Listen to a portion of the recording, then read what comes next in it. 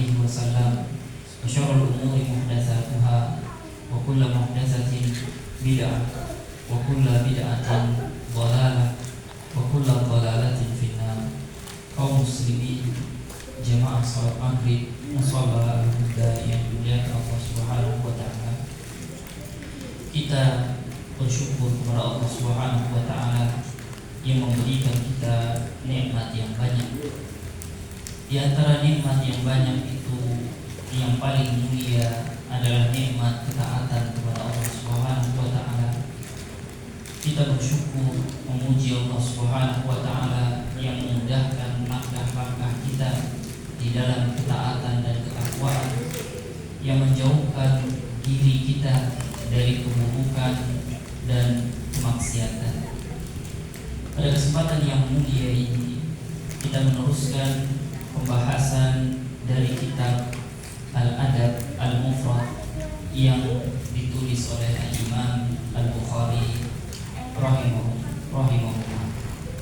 Kita telah membahas tentang wasiat Allah Subhanahu wa taala agar manusia berbakti kepada orang tuanya. Pada pembahasan yang kedua, kita juga sudah membahas tentang berbakti kepada ibu dan berbakti kepada ayah. Pada pembahasan selanjutnya, kita juga sudah membahas tentang kewajiban berucap lemah lembut terhadap orang tua. Pada kesempatan yang mulia ini, kita akan membahas tentang berbuat baik kepada orang tua dalam bentuk balas budi. Hadis yang dibawakan oleh Al-Imam adalah hadis Abi Hurairah radhiyallahu anhu, sahabat Nabi yang dikenal dengan sikap baiknya pada ibunya. Abu Hurairah radhiyallahu anhu memiliki ibu yang sangat beliau cintai.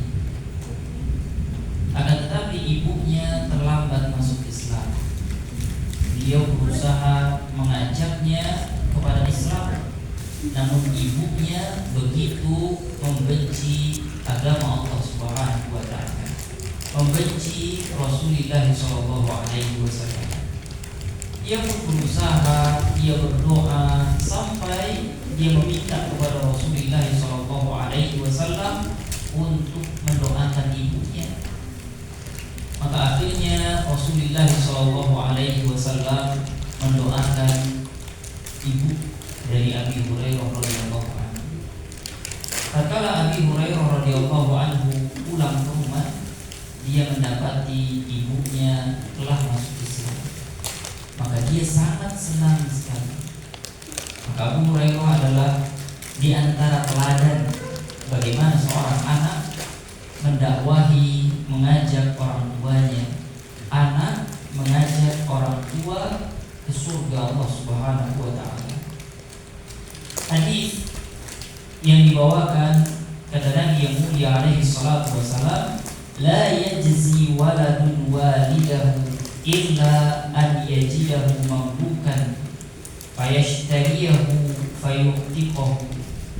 Seorang anak tidak akan bisa membalas budi baik dari orang tuanya sehingga dia dapati orang tuanya diperbudak, kemudian dia berusaha membeli orang tuanya yang dijadikan budak, kemudian dia memerdekakan orang tuanya, barulah dia dianggap bisa membalas budi baik orang tuanya.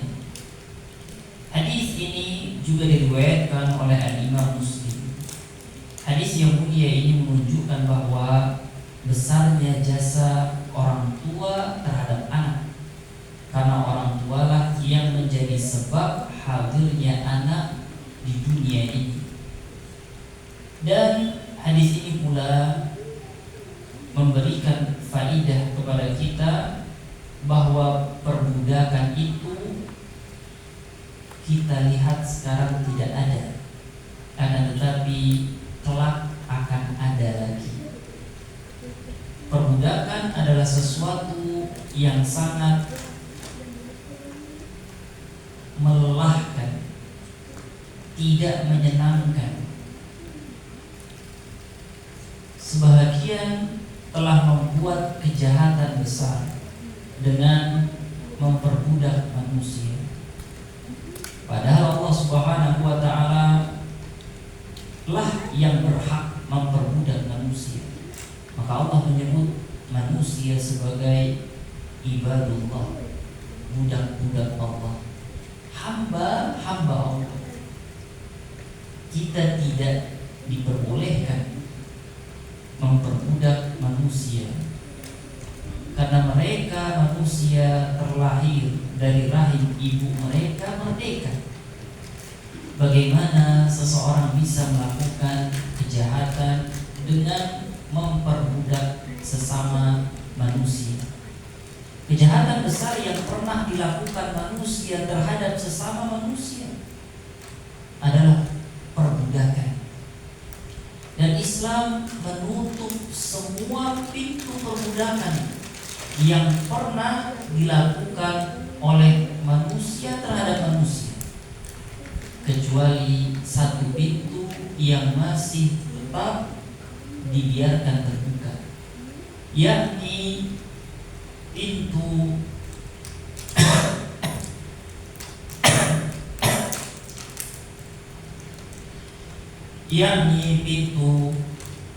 peperangan. Bila kaum muslimin berhadapan dengan orang-orang kafir yang memusuhi agama Allah, yang memusuhi kaum muslimin, dan kaum muslimin dapat memenangkan, maka kaum muslimin memberikan penawaran. Apakah mereka mau menerima agama Allah Subhanahu wa ta'ala? Kalau mereka terima, maka inilah yang terbaik bagi setiap manusia. Kalau tidak, maka mereka dibiarkan sesuai dengan apa yang mereka pilih. Akan tetapi mereka harus membayar jizyah kepada kaum muslimin, diartikan pajak, karena mereka akan tinggal di negeri yang telah dikuasai oleh kaum muslimin, mendapatkan keamanan, mendapatkan pengaturan dan kehidupan yang baik dari pemerintahan kaum muslimin. Kalaupun tidak, maka akan terjadilah perang di antara kaum muslimin dengan orang-orang kafir. Hasil dari peperangan inilah, bila musuh dikalahkan, maka musuh ditawan. Orang yang ditawan, orang yang ditangkap, bila tidak ada yang menebusnya, maka dialah yang menjadi budak.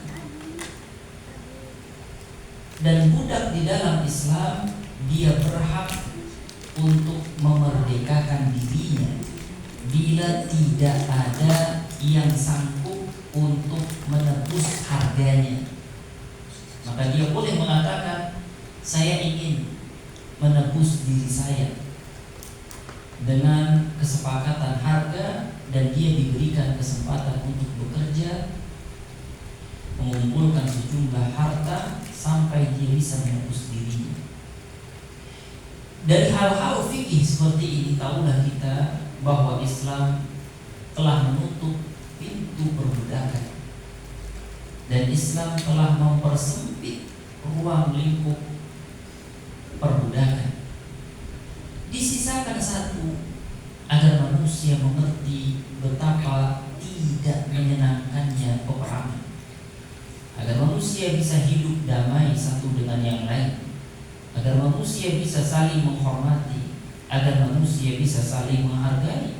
Karena sebahagian orang yang tidak mengerti akan betapa tidak menyenangkannya perang,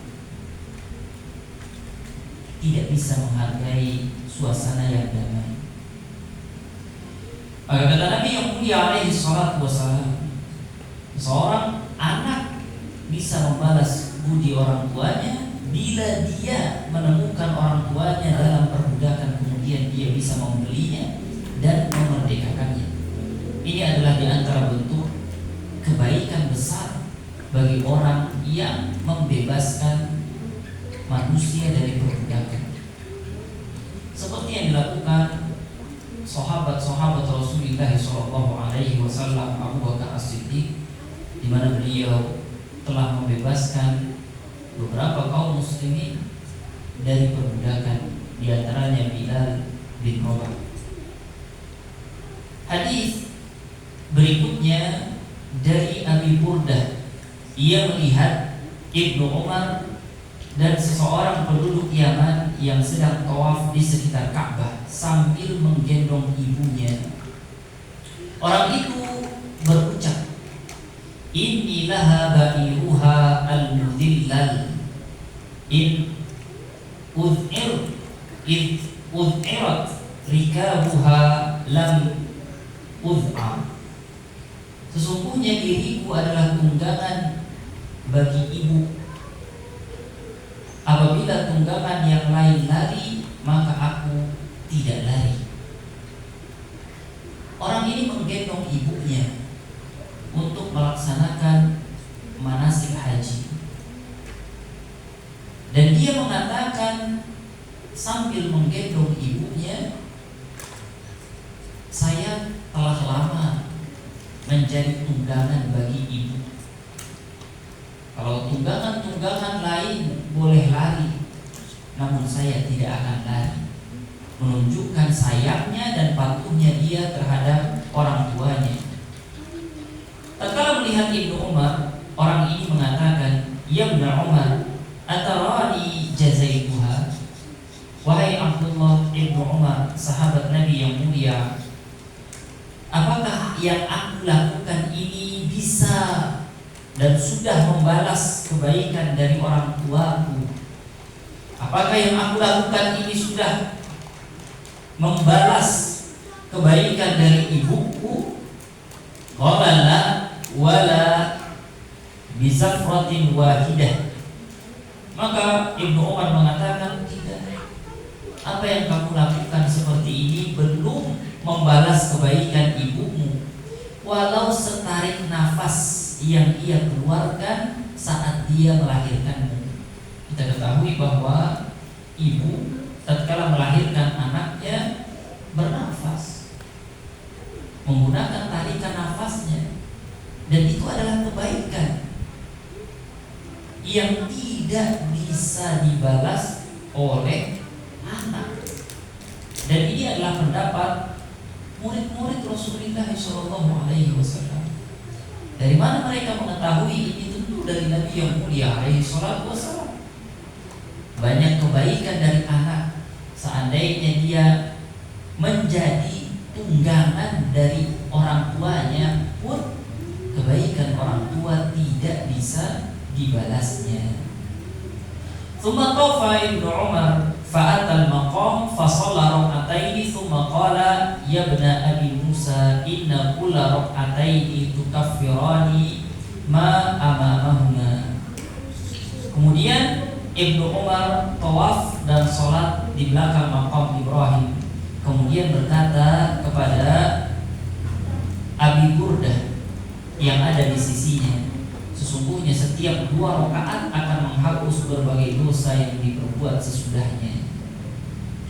Hadis yang mulia ini memberikan faidah kepada kita, memberikan pelajaran kepada kita bahwa apapun yang kita lakukan dari kebaikan kepada orang tua ternyata tidak bisa membalas kebaikan orang tua terhadap anaknya, walaupun itu hanya sekadar ketika ibu menarik nafas saja tatkala melahirkan anaknya. Kemudian Ibnu Umar memberikan pelajaran yang lain, sholat 2 rakaat yang dilakukan manusia itu bisa menghapuskan kesalahan. Kita tahu bahwa kita sebagai manusia bukanlah insan yang sempurna. bukan seperti Nabi, kita bukan seperti Rasul. Kita memiliki kelemahan, kita memiliki kekurangan, kurang pengabdian, kurang baiknya kita di dalam memenuhi hak-hak Allah, hak-hak Rasulullah, bahkan hak-hak orang tua. Maka Ibnu Umar mengatakan 2 rakaat yang dilakukan hamba itu dapat menghapus kesalahan. Maka bersemangatlah kaum muslimin di dalam melaksanakan sholat, karena di antara manfaat sholat adalah menghapus kesalahan. Hadis yang berikutnya adalah dari Abdullah bin Amr. Abdullah bin Amr bin As adalah seorang anak dari sahabat Nabi yang mulia. Amr bin As adalah sahabat Nabi, masuk Islam setelah perjanjian Hudaybiyah. Sebelumnya memusuhi agama Allah, kemudian Allah memberinya hidayah dan dia masuk Islam. Dan dia bertanya kepada Rasulullah SAW, aku ingin masuk Islam. Maka Nabi menyambutnya. Tatkala Nabi akan menjabat tangannya, kemudian dia mengatakan, tapi aku memiliki syarat. Kalau aku masuk Islam, aku diampuni dosa-dosa, kesalahan-kesalahan yang pernah aku lakukan sebelum Islam. Maka Nabi yang mulia alaihi salatu wassalam mengatakan, apakah kamu tidak tahu bahwa Islam menghapus kesalahan sebelumnya? Orang yang masuk Islam, maka semua kesalahan yang pernah dia lakukan diampuni oleh Allah Subhanahu wa taala. Kebaikan-kebaikan yang pernah dia lakukan sebelum Islam dicatatkan sebagai amal saleh di sisi Allah Subhanahu wa taala. Dan dia memiliki anak bernama Abdullah. Hadis beliau, ja'a rajulun ila Nabi sallallahu alaihi wasallam yubayi'uhu 'ala al-hijrah wa taraka abawayhi yabkiyani. Faqala irji ilayhima wa adhikhuma kama abkaitahuma. Seorang laki-laki datang kepada Rasulullah sallallahu alaihi wasallam meminta dibaiat untuk ikut hijrah bersama Nabi sallallahu alaihi wasallam, dan dia meninggalkan kedua orang tuanya dalam keadaan menangis.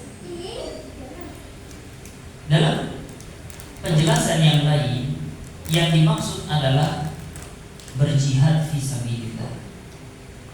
Ada seorang laki-laki datang ingin ikut berjihad kepada Rasulullah SAW, dan kita mengetahui bahwa jihad adalah puncak peribadatan di dalam Islam. Jihad adalah amal saleh yang menjadi puncak amal saleh di dalam agama Islam, dan dia pengorbanan besar.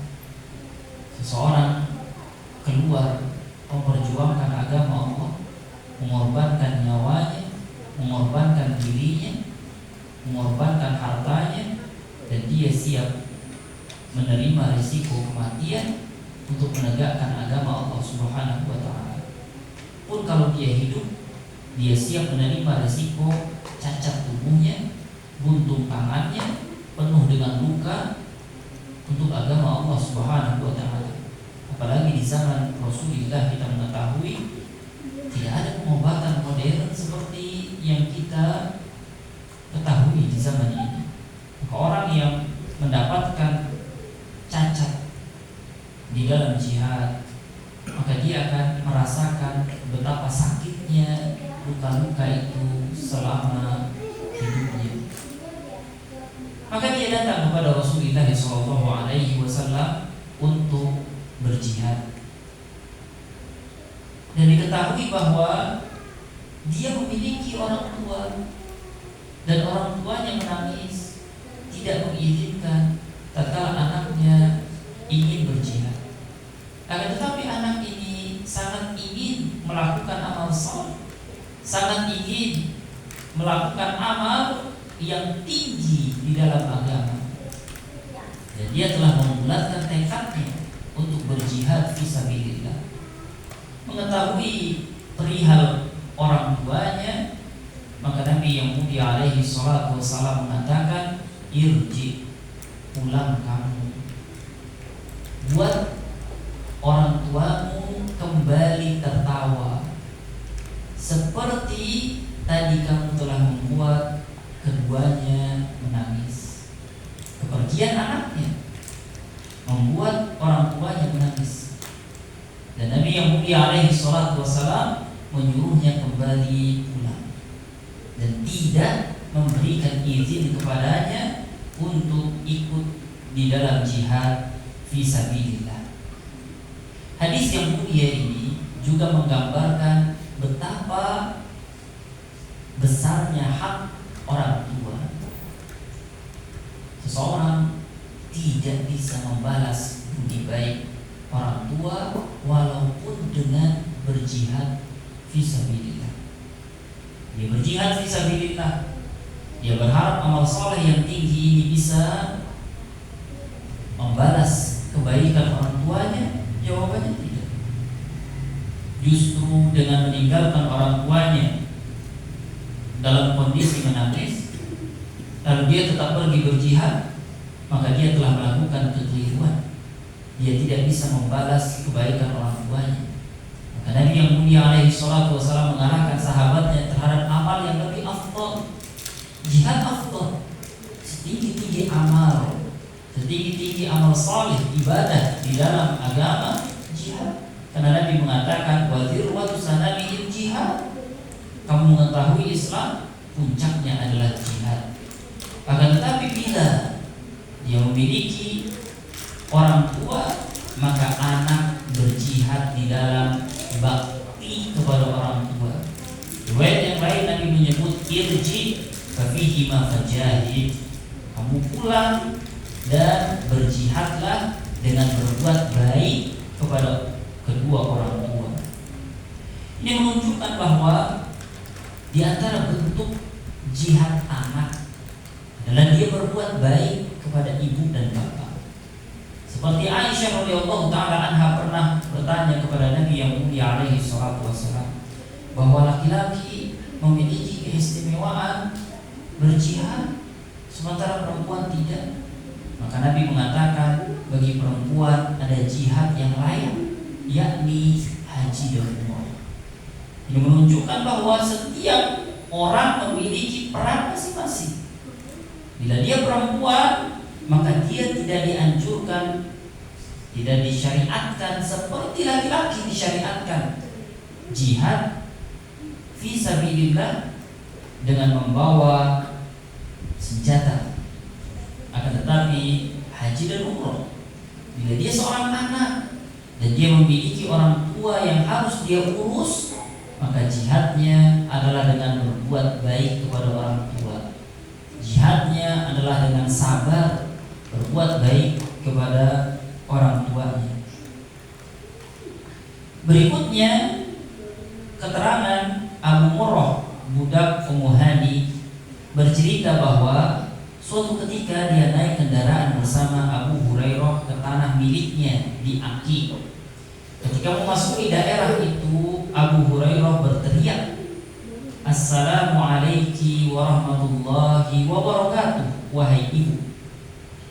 Ibu beliau menjawab, "Waalaikumsalam warahmatullahi wabarakatuh." Abu Hurairah berkata, "Semoga Allah menyayangimu sebagaimana engkau mengasuhku di waktu kecil."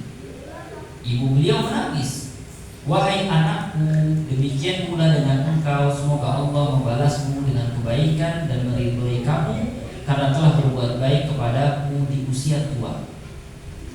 Musa berkata, nama Abu Hurairah adalah Abdullah bin Amr. Dalam riwayat yang lain ada yang mengatakan nama Abu Hurairah adalah Abdurrahman bin Sakhr. Allah Ta'ala a'lam.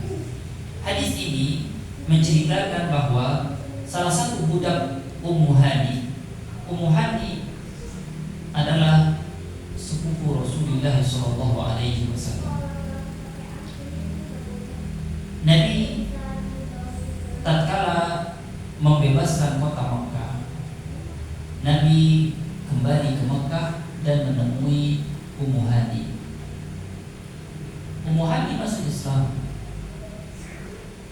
akan tetapi dia tidak bisa hijrah. Dia tetap berada di Makkah. Nabi yang mulia alaihi salatu wassalam sangat menghormati sepupunya. Di antara sepupu yang lain saudara Ummu Hani adalah Ali bin Abi Thalib yang dijadikan menantu oleh Rasulullah SAW. Nah, budak Ummu Hani ini bercerita, suatu saat saya pernah berbonceng bersama Abi Hurairah. Abu Hurairah adalah sahabat Nabi yang masuk Islam di akhir-akhir, kiranya di tahun ke-7 Hijriah. Abu Hurairah masuk Islam. Tidak lama belajar bersama Rasulullah SAW. Akan tetapi semangatnya dalam belajar, seringnya dia bertanya, seringnya dia mendampingi Rasulullah SAW. Dia tinggal di pelataran masjid Nabi. Sesekali dia pulang menemui ibunya. Akan tetapi kenapa dia tinggal di pelataran masjid Rasulullah SAW? Karena dia ingin belajar agama. Dia terlambat, maka dia ingin selalu bersama Rasulullah SAW. Maka dia menjadi sahabat yang nomor 1 terbanyak di dalam meriwayatkan hadis dari Rasulullah SAW. Sehingga orang bertanya, dari mana Abu Hurairah masuk Islam belakangan, tapi memiliki hadis banyak dari Rasulullah SAW. Suatu saat Abu Hurairah bercerita, saudara kami orang Muhajirin sibuk berdagang. Saudara kami orang Ansar sibuk bercocok tanam. Sementara Abu Hurairah tidak punya pekerjaan. Dia hadir di saat yang lain tidak hadir, belajar kepada Rasulullah SAW. Nah, Abu Hurairah adalah contoh anak yang baik terhadap orang tuanya, contoh anak yang berbakti kepada orang tuanya, dan selalu menyayangi orang tuanya, walaupun di awal-awalnya orang tuanya tidak mau menerima Islam dan sangat membenci agama Allah, sampai Abu Hurairah meminta kepada Rasulullah SAW untuk mendoakan ibunya, dan ibunya pun masuk Islam berkat doa Rasulullah SAW. Pembahasan berikutnya adalah pembahasan tentang durhaka kepada kedua orang tua. Hadis Abu Bakrah, Rasulullah SAW berkata, "Ala unabbi'ukum bi akbaril kaba'ir. Ala unabbi'ukum bi akbaril kaba'ir. Ala unabbi'ukum bi akbaril kaba'ir." Maukah aku tahu, maukah aku beritahu kalian tentang dosa besar? Maukah kalian aku beritahu akan dosa besar? Maukah kalian jika aku memberitahu kalian tentang dosa besar? Nabi mengulang kalimatnya 3 kali. Qalu bala ya Rasulullah. Sahabat Nabi yang ada di sekeliling Nabi mengatakan, tentu kami mau diajari apa saja dosa-dosa besar itu, wahai Rasulullah. Kemudian Nabi yang mulia mengatakan, al-isyraku billah wa uququl walidain. Dosa besar adalah syirik, menduakan Allah Subhanahu wa taala, dan durhaka kepada orang tua. Wa jalasa wa kana muttaqian. Nabi duduk. Sebelumnya Nabi berbaring. Kemudian Nabi duduk. Ala wa qawlu zur ma zala yukarriruha hatta qultu laitahu sakata. Ala wa qawlu zur, ala wa qawlu zur. Kemudian sumpah palsu. Kemudian sumpah palsu. Kemudian sumpah palsu. Nabi terus mengulang-ulangi kalimatnya sampai seorang sahabat mengatakan, seandainya Nabi mencukupkan kalimatnya. Hadis yang mulia ini memberitahukan kepada kita pelajaran bahwa durhaka kepada orang tua adalah dosa besar. Durhaka adalah berkata yang tidak baik, berbuat yang tidak baik, berlaku yang tidak baik. Itu bahagian dari kedurhakaan. Karena kita ketahui bahwa perbuatan pun bertingkat-tingkat. Ada perbuatan yang besar keburukannya, ada perbuatan yang di bawahnya, ada perbuatan yang di bawahnya, dan seterusnya. Akan tetapi itu tetaplah kedurhakaan, dan yang seperti itu tetaplah dosa besar. Allah Subhanahu wa taala menyebut di dalam Al-Qur'an, wala taqul lahuma uff. Jangan kamu berkata kepada orang tua uff. Uff berada di dalam ayat Al-Quran dari huruf Hamzah dengan huruf Fa. 2 huruf saja. Uff. Kalimat seperti ini adalah dosa besar. Dia bahagian dari durhaka. Bagaimana dengan kalimat lain yang sering dikatakan oleh anak-anak terhadap orang tua, yang lebih berat dari sekedar uff? Tidak boleh anak berkata yang tidak elok terhadap orang tua, berbuat yang tidak elok terhadap orang tua, dengan matanya kah, dengan dahinya kah, dengan tangannya kah, dengan lisannya kah, dengan apapun.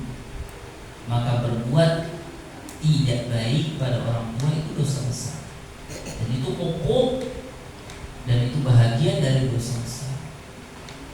Dan di dalam agama tidak diperbolehkan kita sebagai anak berbuat yang tidak menyenangkan di hadapan orang tua, walau sekadar 2 huruf uff.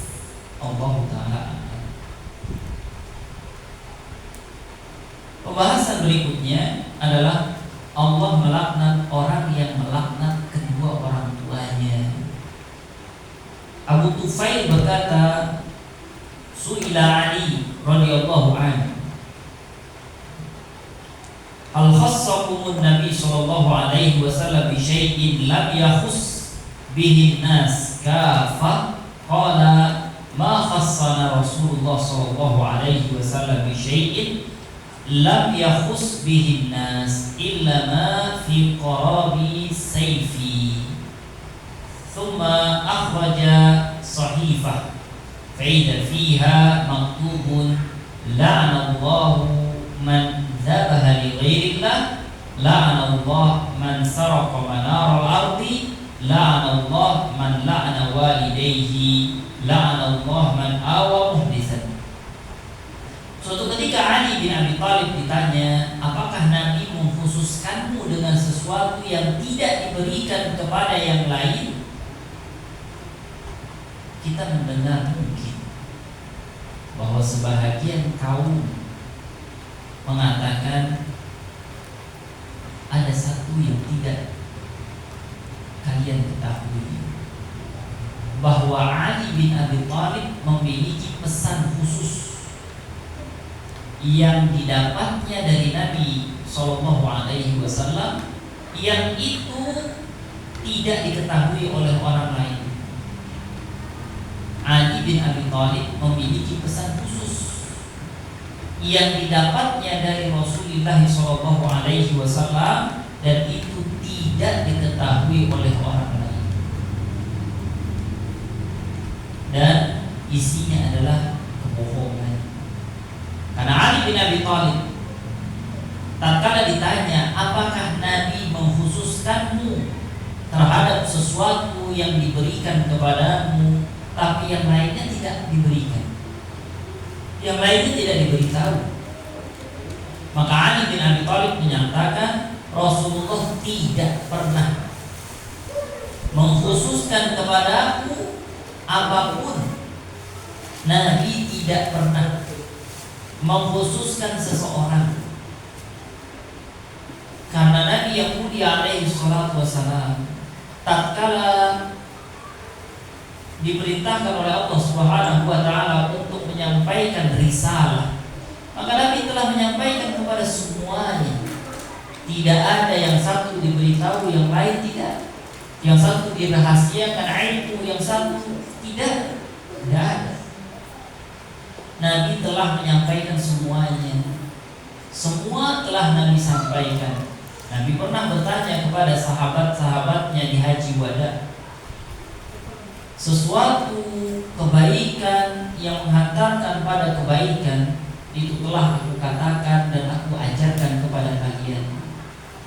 Tidak ada keburukan yang menghantarkan pada neraka kecuali telah aku peringatkan kalian dari keburukan itu.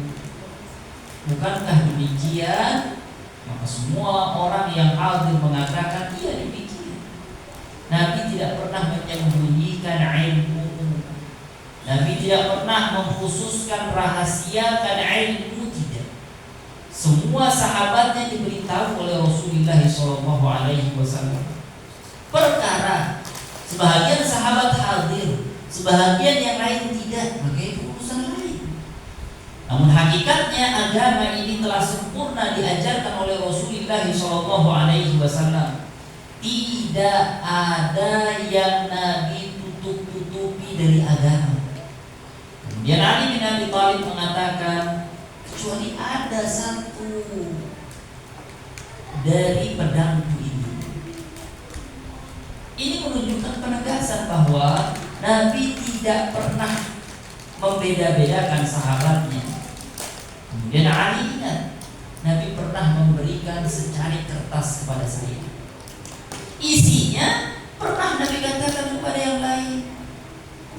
Nabi memberikan secari kertas, isinya pesan kepada saya yang ada di pedangku ini.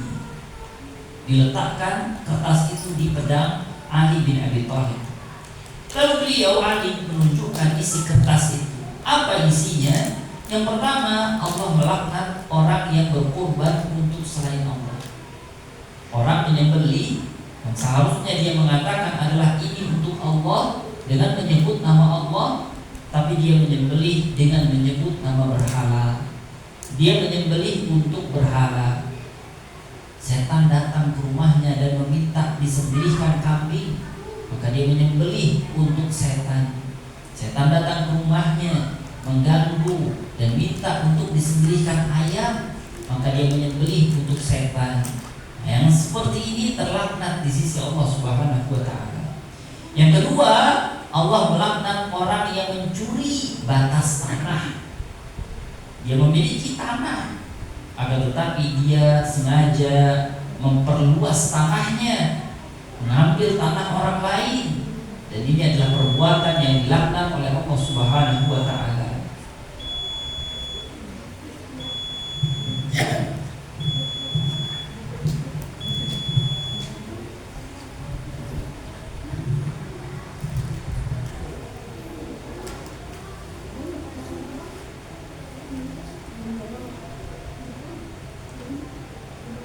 Kemudian yang ketiga, Nabi mengatakan Allah melaknat orang yang melaknat orang tuanya.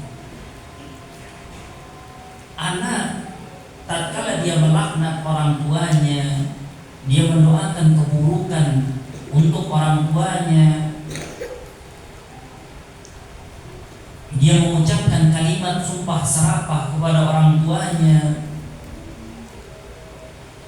dia mengharapkan ketidakbaikan, melecehkan, merendahkan, mengejek terhadap orang tuanya, maka Allah melaknat anak yang seperti ini.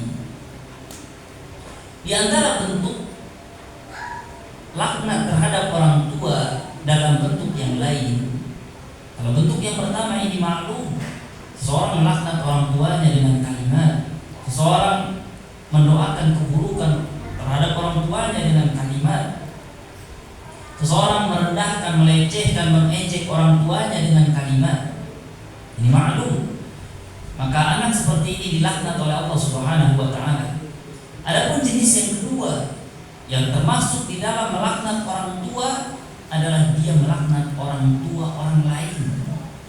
Dia melaknat orang tua kawannya, kemudian kawannya membalas melaknat orang tuanya. Maka kata Nabi yang mulia alaihi salatu wasalam, ini pun bahagian dari melaknat orang tua sendiri.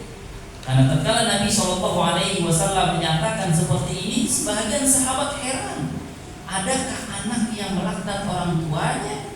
Maka Nabi yang mulia Alaihi Wasallam menyatakan, dia mengejek orang tua orang lain, maka orang lain pun mengejek orang tuanya. Dia melaknat orang tua orang lain, maka orang lain pun melaknat, membalas melaknat orang tuanya. Maka ini pun bahagian dari melaknat orang tua sendiri.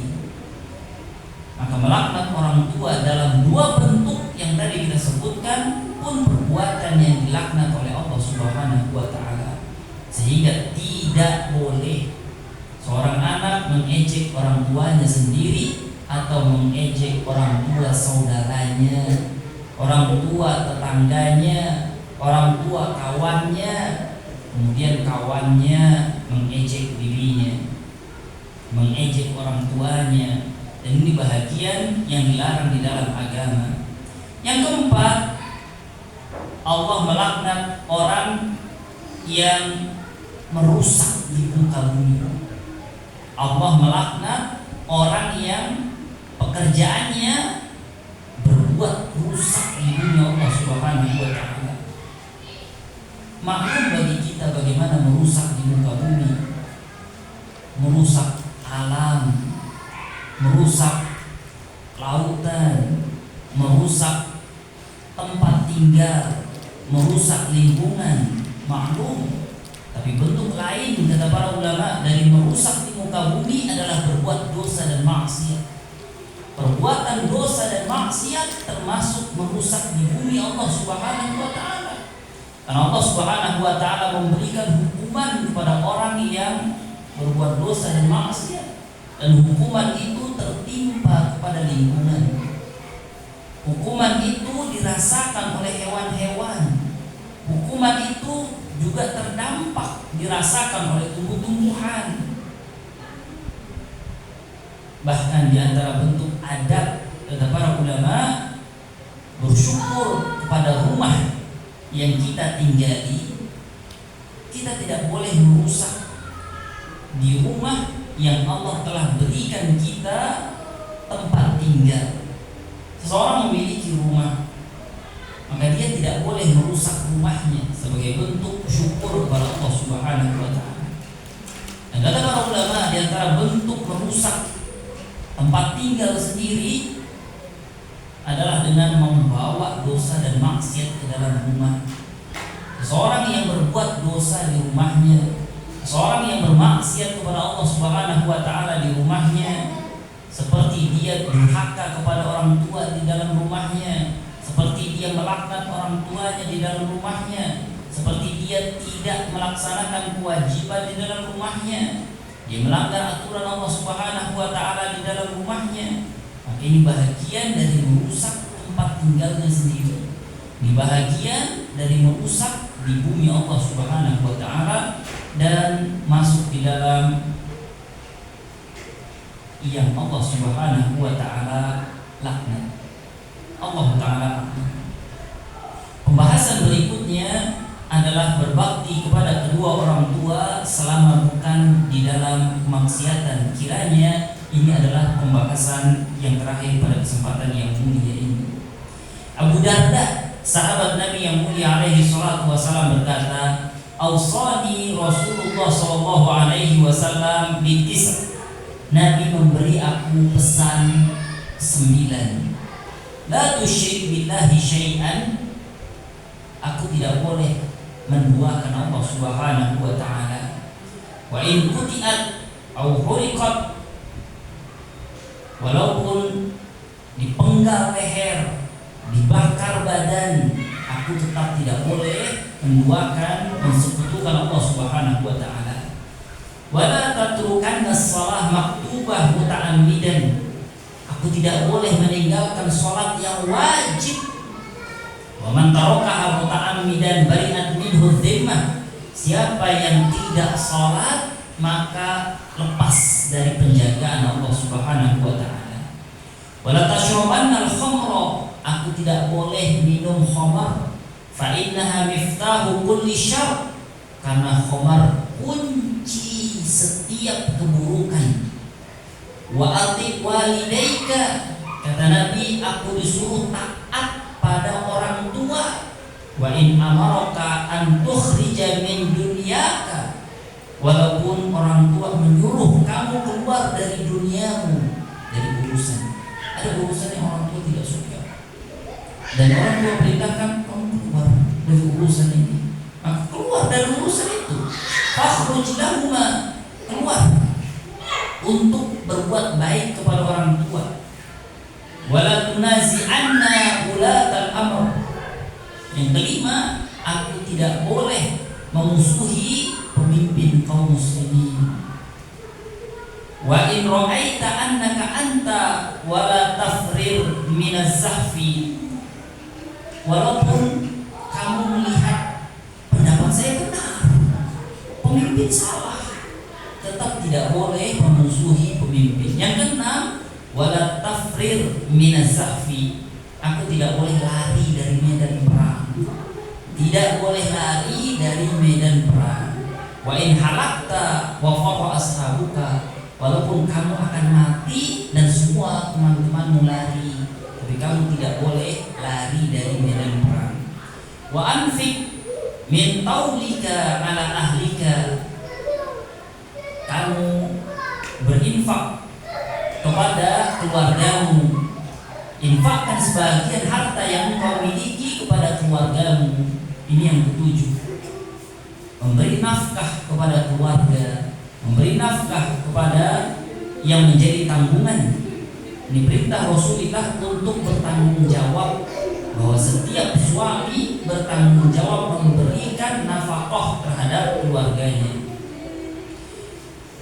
Yang kedelapan, wala tarfa asaka an ahlika.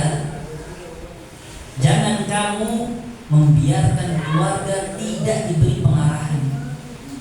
Jangan melalaikan untuk memberi pengarahan kepada keluarga, melalaikan pendidikan untuk mendidik keluarga. Wa akhifhum fillahi azza wa jalla. Dan ajarkan mereka untuk bertakwa kepada Allah Subhanahu wa taala. Perintah dari Nabi yang mulia alaihi salatu wasalam untuk mengajarkan, memberikan kabar akan ketakwaan kepada Allah Subhanahu wa taala, bahwa hukuman Allah Subhanahu wa taala terhadap orang yang tidak taat adalah neraka yang sangat mengerikan.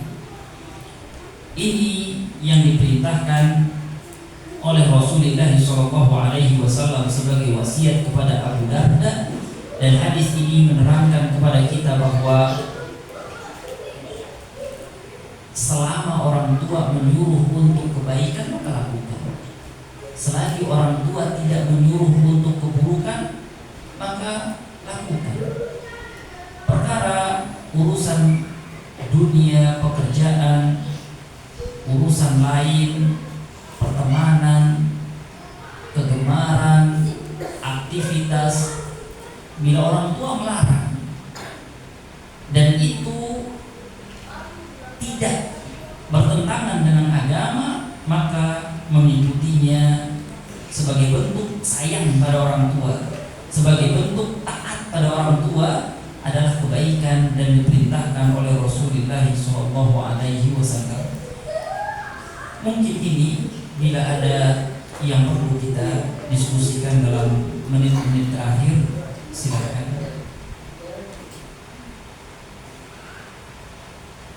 Assalamualaikum. Bagaimana kita menyikapi perbedaan pendapat meskipun itu tidak menyalahi syariat apapun, cuma hanya ada perbedaan pendapat saja. Gimana bijaknya kita berbicara sama orang tua itu saja. Diperintahkan bagi anak untuk wa qul lahum qawlan ma'rufa. Katakan pada orang tua dengan ucapan yang ma'ruf, ucapan yang baik. Anak diperintahkan, diwajibkan untuk berbicara yang baik. Masalah yang sekarang banyak beredar atau dari dulu banyak beredar adalah komunikasi yang tidak baik dengan orang tua. Komunikasi yang tidak baik antara anak dengan orang tua, hubungan anak dengan bapak, hubungan anak dengan ibu, komunikasi yang tidak baik dalam keluarga yang tidak elok, yang tidak lancar. Permasalahannya adalah demikian. Namun seorang anak bisa berdiskusi pada orang tua, dan kita tahu setiap rumah itu berbeda-beda. Tipikal orang tua pun berbeda-beda.